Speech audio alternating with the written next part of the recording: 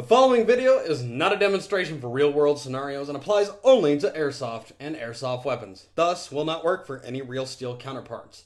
This video is intended for Airsoft use only. Don't be that guy. Sons of Liberty Airsoft Group and its associates are not responsible for the malpractice of this information or anyone who fails to comply with this disclaimer. The video is for educational purposes only.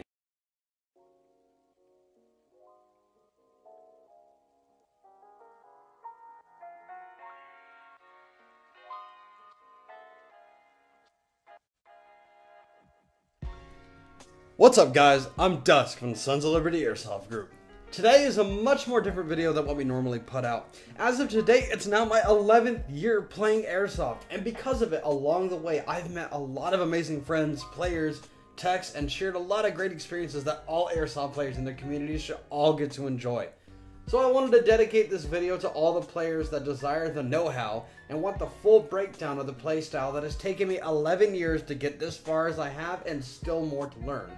So without further ado, let's hop in it. The topics we'll be discussing today: weapons, gadgets, gear, uniform or camouflage, and movement.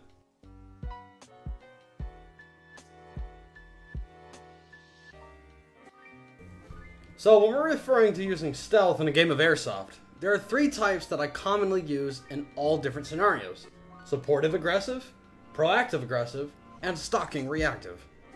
Supportive aggressive is when you are in a team or a cluster of players traveling towards an objective to where you hang back about 5 to 10 arm spacings. While not directly in the cluster, you're still traveling alongside of them or behind them, where you could keep an eye with the team, but have a low risk of detection. When they engage the other team, you should not be exposed just yet to where you can maneuver based on the team's movements, perfect for picking off remainders of the opposing players or for flanking movements to push back or box the opposing players into submission. Proactive aggressive is when you are playing solo or in a small 2 to 4 preferred man team, pushing towards the enemy and attempting to ambush them using your surroundings to move swiftly and carefully to gain a tactical advantage. It is also considered constantly breaking line of sight while venturing towards players quickly, changing your position with each loss of contact that they have with you to become more unpredictable and more effective. Stalking reactive is where your goal is to follow the enemy during their movements, such as advancing, regrouping, or traveling, in order to find a seize the moment situation to take advantage of. These movements are better to take your time, but being swift when moving cover to cover and timing everything correctly. Also, side tip, preferably better to do on your own. For individual movement techniques, there are a few staple principles that will make it easier for you to remember when trying to assess a situation to find what approach is best for you. Timing, terrain, and technique. Timing for your movement on precise moments. Terrain to navigate and how quickly you can course through. Techniques such as crawling, crouch running, or remaining still to not expose your silhouette.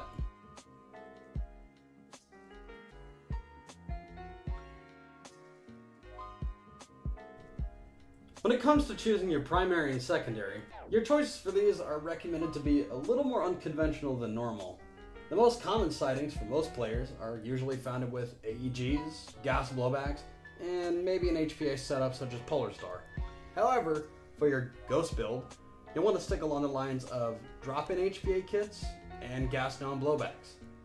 While to some players it seems odd or unappealing, there are plenty of advantages for running these platforms. HPA has quality consistency with grouping and on average gives you about 7,000 to 20,000 shots per tank on variation.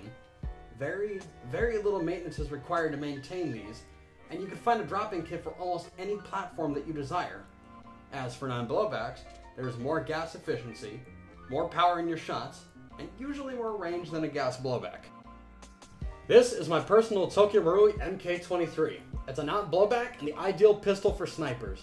I've upgraded it with a 180mm 6.01 Action Army inner barrel, an 80-degree Autobot maple leaf bucking, and a 220mm CQB Master suppressor with a 16 positive to 14 negative thread converter, foam stuffed at the tip. Noise range is 5 feet and it's able to travel 200 feet with .25 gram BBs, though I use 32 gram BBs to keep the joules down. This is an example of a non-blowback that is perfect for this style and has been extremely reliable for me. I highly recommend that you look on Red Wolf Airsoft for this kit. Even stock, this thing is a beast. Perfect for tight quarters and field combat. My primary that I've owned for the last 3 years now, and my personal choice for all my games, this is my custom G&G F2000, modified to have the appearance and functionality of the SC20K from Splinter Cell Pandora Tomorrow.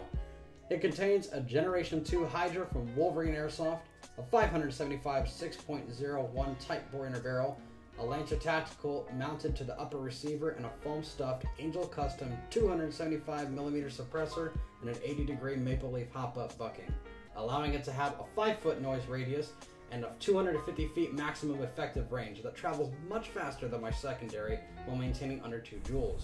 Now obviously you don't have to go this far to have a quiet build, but this is my dream rifle, so it's just an example of an effective build.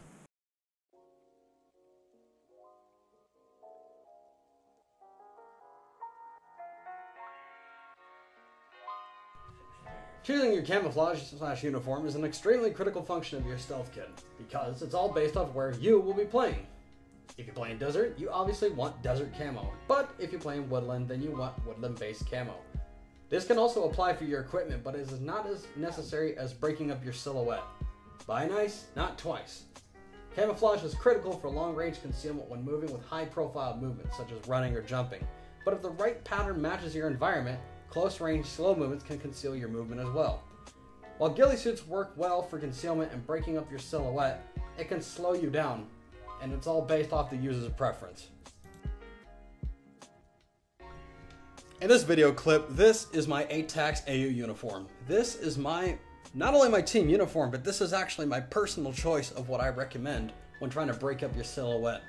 Something with ATAX camo just seems to work really well, along with the foliage variation, along with the desert variation, all the other variations that they have. I highly recommend this one, even though you can put your own twist on it, like multicam will also work as well.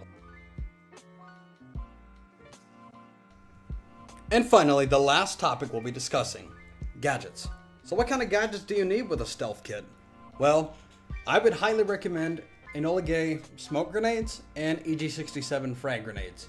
EG67s for obvious reasons. If you guys don't know what EG67s are, put it like this. Think of like a real frag grenade, except it disperses clay BBs everywhere at a non-lethal rate. It's basically a pyrotechnic type of gadget to use. It's good for clearing out those spaces that you just can't reach without the risk of being hit in the face with something. As for the Enola Gay smoke grenades, I would recommend the color that you would get for them be white, black, red, or green. The reason being is because these colors are extremely thick, and it's very hard for enemies to be able to detect your movement past it. Even with the yellow smoke grenade variations, you could still kind of see through it if you look carefully enough. Well guys, that about cuts our video today, and if you guys have any other questions that I may have not have answered, feel free to message me in the comment section below. And if you guys did like this video, give it a like, give it a subscribe, and definitely click that little bell for the notification button so that way you don't miss any of our latest content that comes out. This is Dusk with Sons of Liberty Airsoft Group, signing off.